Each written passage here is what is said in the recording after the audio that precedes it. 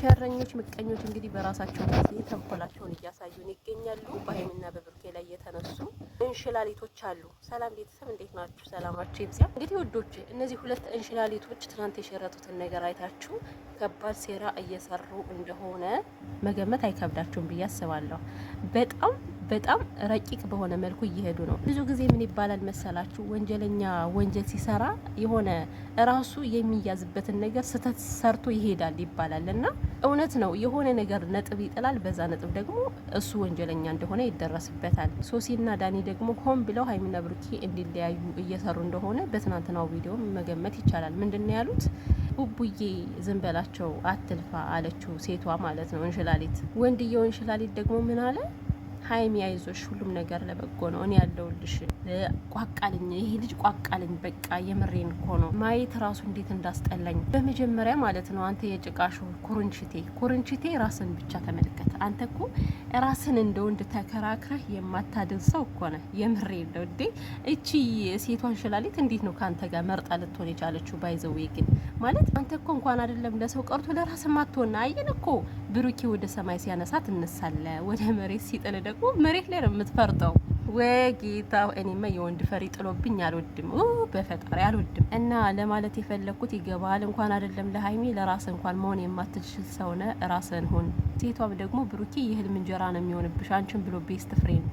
እንደዚህ አይነት ቤስት ፍሬንድ ካላችሁ ውልቅ አድርጋችሁ ጣሏት። ቤተሰብ ማለት ነው። ሴት እህቶችን ብትሆኑ እንደዚች አይነት ጓደኛ ሚቀኛ የሆነች ጓደኛ ካለቻችሁ አጠቅማችሁም ህይወታችሁን ነው የምታበላሸው፣ የምታመሰቃቀለው። የድሮ ጓደኛሞችን ብዙ ነገር አሳልፈናል እያለች ግን ይሄን ምስጊን የሆነ ልጅ ህይወቱን ለማመሰቃቀል ተነስታለች። እሱ በየዋህነት ሁሉን ነገር ያደርጋል። አይ ጌታ ሆይ። ለማንኛውም ዳኒሮስ እና ሶሲ የምትባሉ የማትረቡ ሰዎች ማለት ነው፣ የሰው ደስታ የማያስደስታችሁ ሰውን አጣልታችሁ ምን ጥቅም ልታገኙ እንደሆን ባላቅም፣ ግን ሀይሚና ብሩኬ በእናንተ ምክንያት ቢለያዩ ከእናንተ ራስ ላይ አንወርድም። እውነት ለመናገር ማንም አይፋታችሁ። ሚዲያ ላይ ሁላ ነው የምናጠፋችሁ። ምድረ ተንኮለኛ አስመሳይ ሾካካ። ከዛ በተረፈ እንግዲህ ወደ ሀይሚና ወደ ብሩኬ ስመጣ ያው ትናንት የተሰራው ቪዲዮ ቤተሰብን ሁሉ ያስቀየመ ነው። ልቡ ተሰብሯል። በዚህ አጋጣሚ አንድ ነገር ልንገራችሁ። አሁን ሀይሚና ብሩኬ ብቻ አይደሉም ጉዳዩ የሆኑት።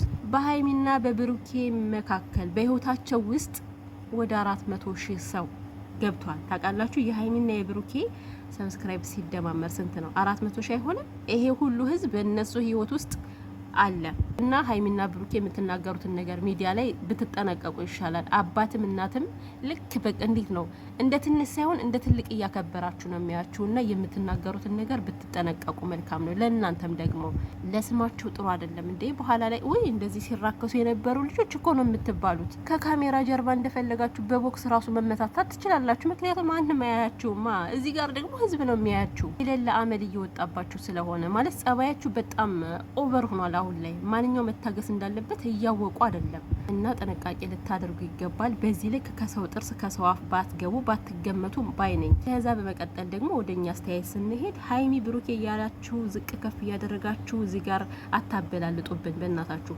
ሀይሚ ብሩኬ አንድ ሰው ናቸው። ምንም የሚለያቸው ነገር የለም።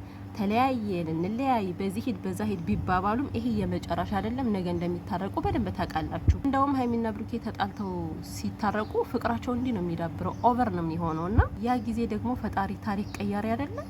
ይሄን ነገር ቀይሮ በፍቅር በሰላም እንደ ድሯቸው ፈንድሻው ነው እንደሚመጡ አምናለሁ፣ እምነቱ አለኝ እና ሀይሚዬ ብሩኬ ማለት የለብንም ከዚህ ጋር። ኦፍ ኮርስ ሀይሚ የሰራችው ስህተት በጣም ከባድ ነው። ትናንትና በተለይ ያው ብሩኬን የምታናገርበት መንገድ በዚህ አጋጣሚ እኔ እንጃ አላቅም። በቃ የሰው ልጅ እኮ ንዴቱን መቆጣጠር ካልቻለ ወይም ደግሞ ከሰው ጋር ካለ መገናኘት ነው። እንደዚህ ስትናደዱ ራሳችሁን የማትቆጣጠሩ ከሆነ ማለት ነው። እኔ ከራሴ ጀምሮ ነው። እኔ ራሴ ስናደድ ራሴን መቆጣጠር አልችልም። የሆነ ነገር ልናገር እችላለሁ። ስለዚህ ከማንም ጋር ባልገናኝ ወይም ደግሞ ባላወራ ደስ ይለኛል እና በንዴት ውስጥ ሆኖ የሚወጣው ነገር የዛኛውን ሰው ሂዶ ልቡን ይጎዳል። ብሩኬ አሁን ከሳምንት በላይ ይቅርታ ጠየቀ። ይቅርታው ማንም እየተቀበለው አይደለም። በዛ ላይ ደግሞ ከነዳኒ ሮስ ሆናም እሷ ስትናገረው ነበር። ያ ሁሉ ልቡን ነክቶታል። ትናንትናም ተናግሮት የማያውቀው ትናንትና የተናገረው ምንድነው?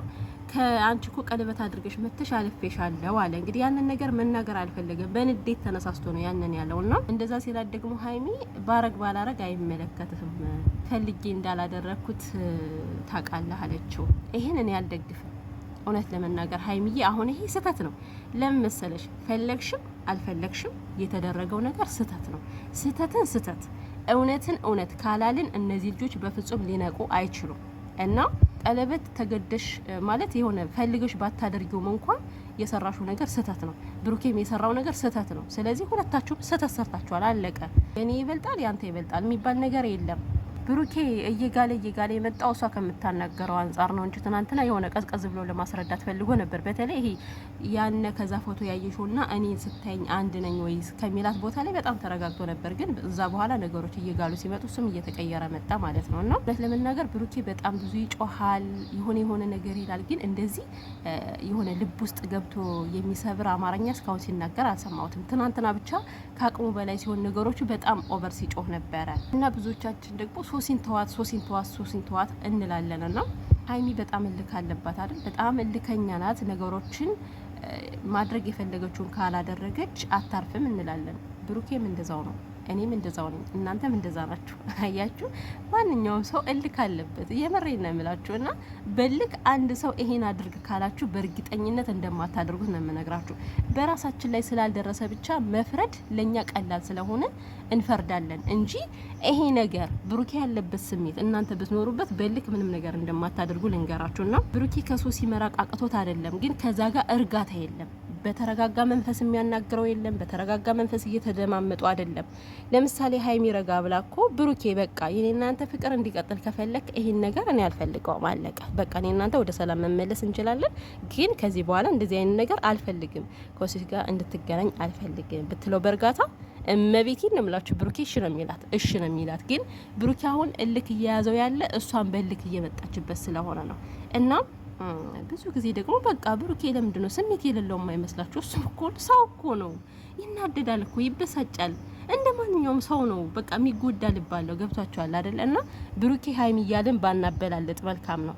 በቃ የሚያደርጉት ነገር ልባችሁን ይሰብራችኋል አውቃለሁ፣ ያስጠላል የሚናገሩት ነገር። ግን ሁለቱን ለአንድ ወደ አንድ ለማምጣት ከፈለጋችሁ በቃ የኛ ጉዳት ምንም ማለት አይደለም። ዋናው የእነሱ መታረቅ ነው አይደል? እና ሁለቱም ተነጋግረው ቀስ ብለው ነገሮችን ፈትተው እሱም ከሶሲ ጋር ይርቃል። ሀይሚም ደግሞ ነገሮችን አገናዝባ ይቅርታውን ከተቀበለች ነገሮች ይስተካከላሉ። አለቀ።